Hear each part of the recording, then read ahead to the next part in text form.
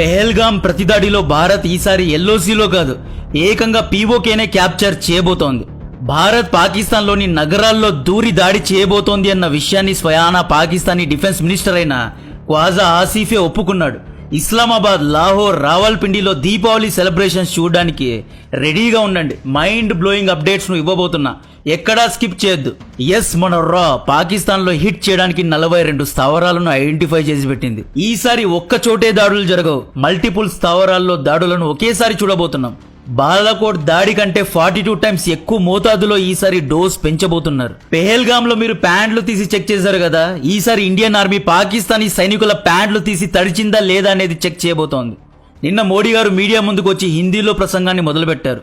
మధ్యలో ఇంగ్లీష్ లో మాట్లాడుతూ message is loud and clear, punishment beyond imagination, శత్రువు భూమి అంచుల్లో దాక్కున్నా వదిలేది లేదు అని క్లియర్ గా ప్రపంచ దేశాలకు అర్థమయ్యే విధంగా భారత్ ప్రతిదాడి చేయబోతోంది అనే స్టేట్మెంట్ ఇచ్చాడు.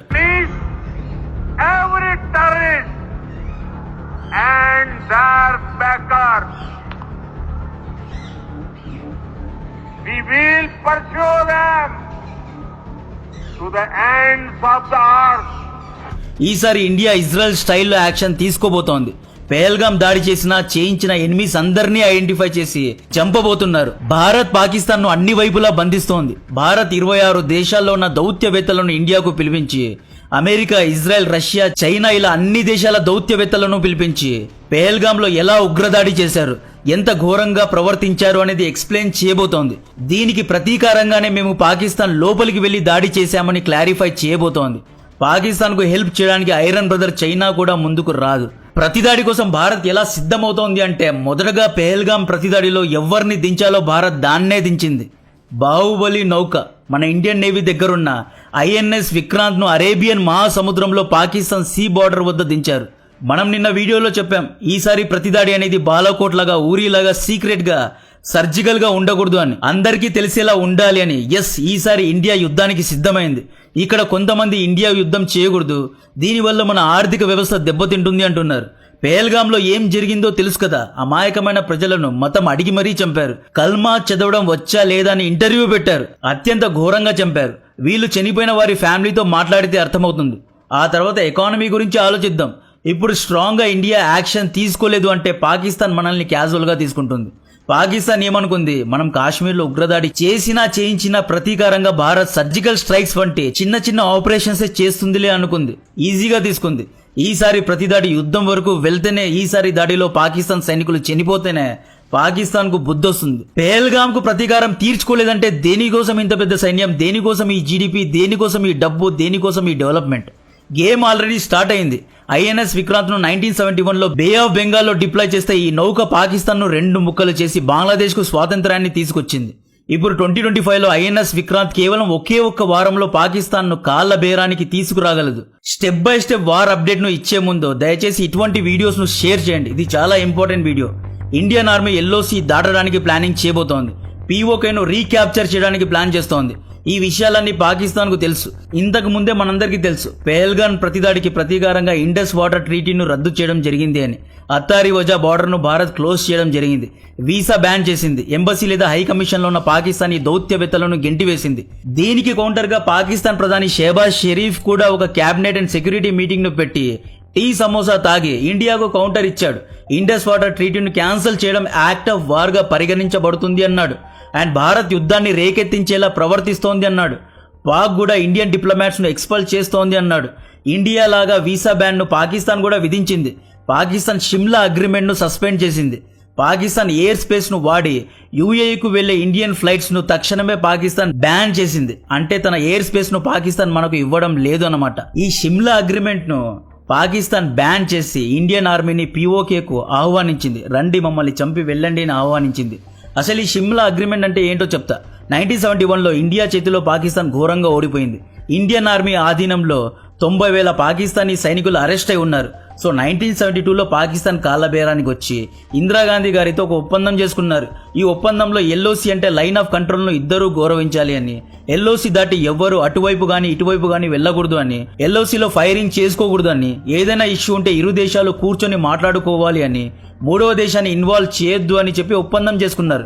ఇప్పుడు పాకిస్తానే ఈ ఒప్పందాన్ని మొదటగా సస్పెండ్ చేసింది కాబట్టి మనం ఎల్ఓసిను దాటి పీఓకేలో దాడులు చేయొచ్చు. ఇక్కడ మనోళ్ళు అంటారు పీఓకేను ఎందుకు ఆక్రమించుకోవాలి అని. ఎందుకు ఆక్రమించుకోకూడదు? పీఓకే ద్వారానే కదా ఇంతమంది ఉగ్రవాదులు వస్తున్నారు.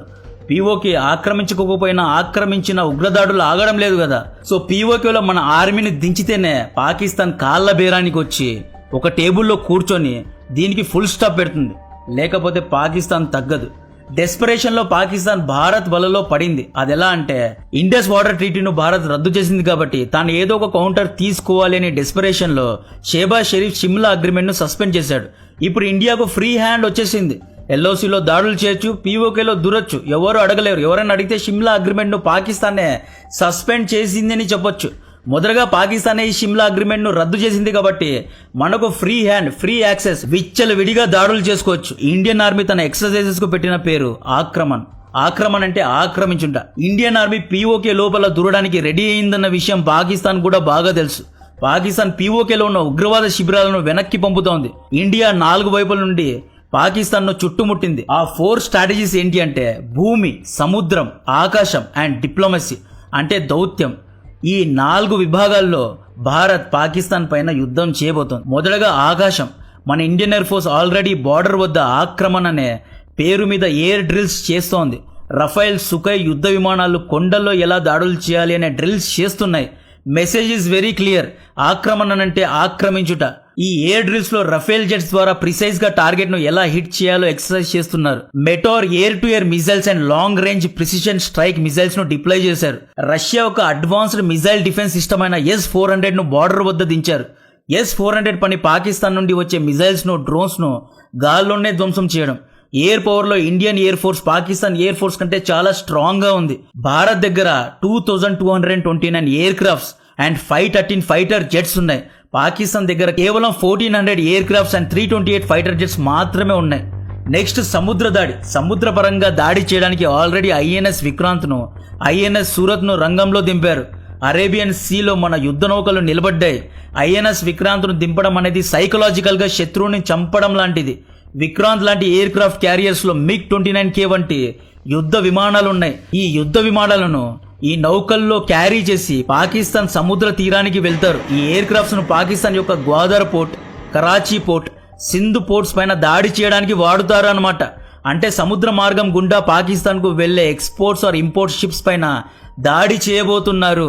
పాకిస్తాన్ కు కావాల్సిన ఆయిల్ మొత్తం మిడిల్ ఈస్ట్ నుండి, గల్ఫ్ దేశాల నుండి వస్తుంది కాబట్టి ఈ అరేబియన్ సీను వారం రోజులు బ్లాక్ చేస్తే పాకిస్తాన్ వార్ ట్యాంకర్స్ లో పెట్రోల్ కొట్టడానికి కూడా పెట్రోల్ ఉండదు.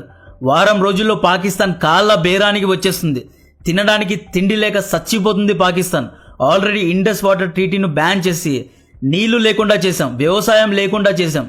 1971 యుద్ధంలో ఇదే INS Vikrant bay of Bengal కు అడ్డుగా నిలబడింది. 1971 యుద్ధంలో ఇక్కడ మ్యాప్ లో చూడండి, వెస్ట్ పాకిస్తాన్ నుండి ఎటువంటి యుద్ధ ఆయుధాలు కానీ, ఎటువంటి ఫుడ్ సప్లైస్ కానీ ఈస్ట్ పాకిస్తాన్ కు వెళ్లకుండా ఒక కొండలాగా అడ్డుగా నిలబడింది INS విక్రాంత్.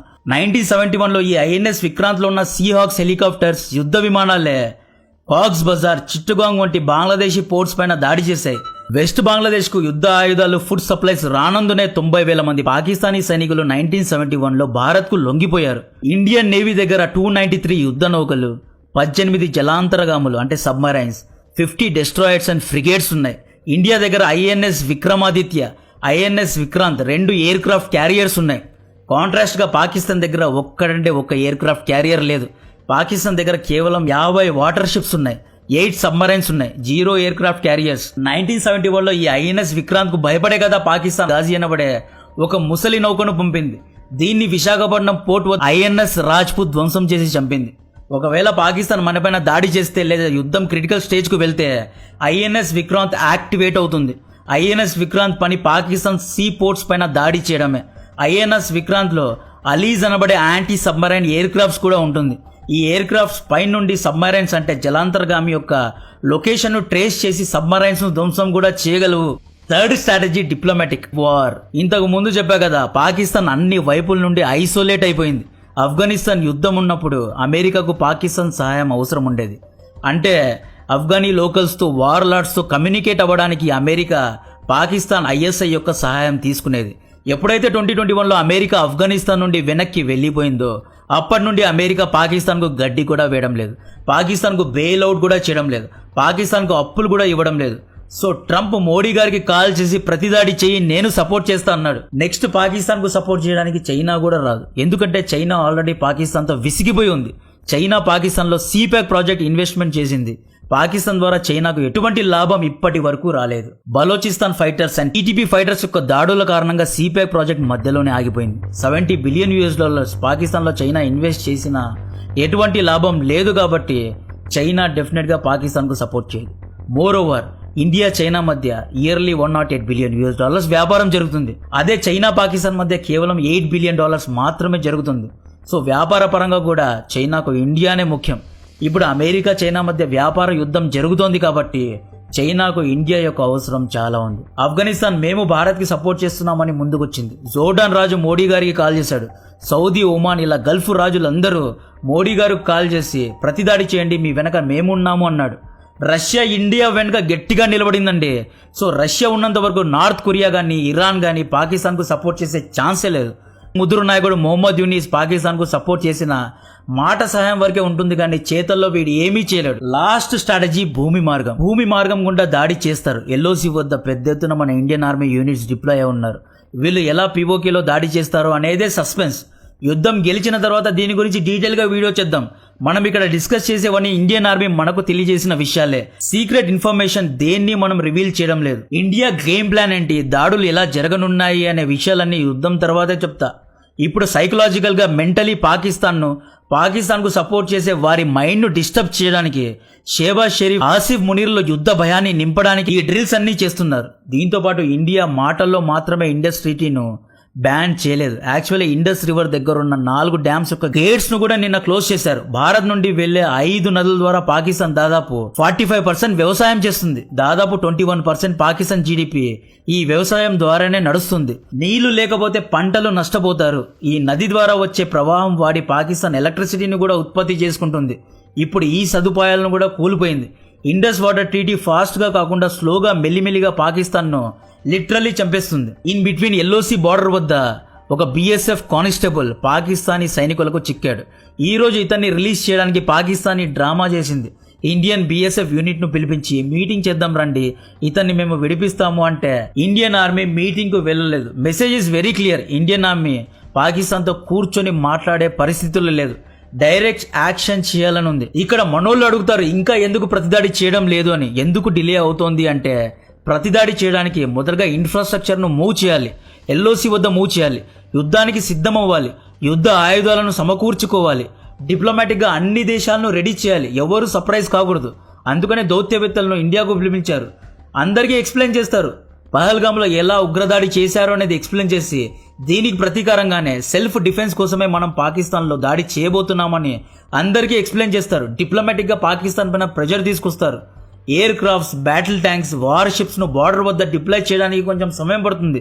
లాజిస్టిక్స్ కు కొంత టైం పడుతుంది. ఈ మధ్య గ్యాప్ లో ఇండియన్ గవర్నమెంట్ ఇండస్ వాటర్ ట్రీటీను బ్యాన్ చేయడం, వీసాను బ్యాన్ చేయడం వంటి సాఫ్ట్ యాక్షన్స్ కూడా తీసుకుంది. అమెరికా మనకు ఎంతలా సపోర్ట్ చేస్తోంది అంటే అమెరికన్ పత్రిక న్యూయార్క్ టైమ్స్ పెహల్గాం దాడి చేసింది మిలిటెంట్స్ అని ఒక ఆర్టికల్ ప్రచురిస్తే అమెరికన్ ప్రభుత్వం రంగంలో దిగి మిలిటెంట్స్ కాదు వీళ్ళు టెర్రరిస్ట్ అని సమాధానం ఇచ్చింది.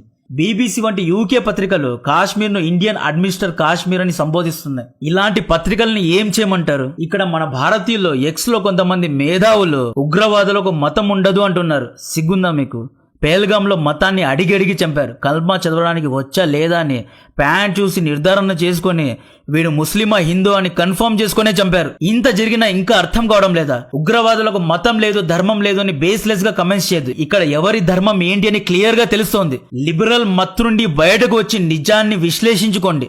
ఇలాంటి సమయంలో పాకిస్తాన్ కంటే మీరు పెట్టే ట్వీట్స్ మొత్తం ఇష్యూను డౌన్ ప్లే చేస్తుంది. ఇంకా ఈ మేధావులు ఉగ్రవాదులను మిలిటెంట్స్ అని కూడా అంటున్నారు. ఈ పేల్గాం దాడుల్లో లోకల్స్ యొక్క రోల్ కూడా ఉంది. దయచేసి లోకల్స్ అందరినీ హీరోలు చేయొద్దు. పేల్గాం దాడుల్లో బ్రతికి బట్టకట్టిన వారి ఒక స్టేట్మెంట్స్ చూడండి. కాశ్మీరీ లోకల్స్ నుండి కొంతమంది ఈ దాడుల్లో ఇన్వాల్వ్ అయ్యారంట. అక్కడ ఫైరింగ్ జరుగుతుంటే షాల్స్ అమ్మే ఒక లోకల్ వ్యక్తి మన టూరిస్టులను అక్కడ ఏమీ జరగడం లేదు, జస్ట్ ఫైరింగ్ మాత్రమే జరుగుతోంది, జస్ట్ మిలిటరీ ఎక్సర్సైజ్ జరుగుతోంది, ఏమీ కాదు, లోపలికి వెళ్ళండి అని పంపారంట. ఎందుకు పంపాడు? ఒమర్ అబ్దుల్లా ఎంపీ కాశ్మీర్ లో హిందీ కల్చర్ ఆక్రమణ జరుగుతోంది అని స్టేట్మెంట్ కూడా వచ్చాడు. లాస్ట్ ఇయర్ సెప్టెంబర్ లో దాదాపు 6 ఏళ్ల తర్వాత జమ్మూ కాశ్మీర్ లో అసెంబ్లీ ఎలక్షన్స్ జరిగాయి. ఒమర్ అబ్దుల్లా గెలిచాడు. ఆ తర్వాత ఈ దాడి జరిగింది. ఇన్వెస్టిగేషన్ ఈ పాయింట్ నుండి స్టార్ట్ చేయాలి. పాకిస్తాన్ పైన బ్లేమ్ చేయడం ఓకే, కానీ ఇక్కడ కాశ్మీరీ లోకల్స్ యొక్క హ్యాండ్ ఎంతవరకు ఉంది అనేది కూడా ఇన్వెస్టిగేషన్ చేయాలి. వార్ అప్డేట్ గురించిన మరిన్ని డీటెయిల్స్ ఇస్తూనే ఉంటా. కంటెంట్ నచ్చితే వీడియోను లైక్ చేయండి, ఛానల్ సబ్స్క్రైబ్ చేసి అందరికీ షేర్ చేయండి. జై హింద్.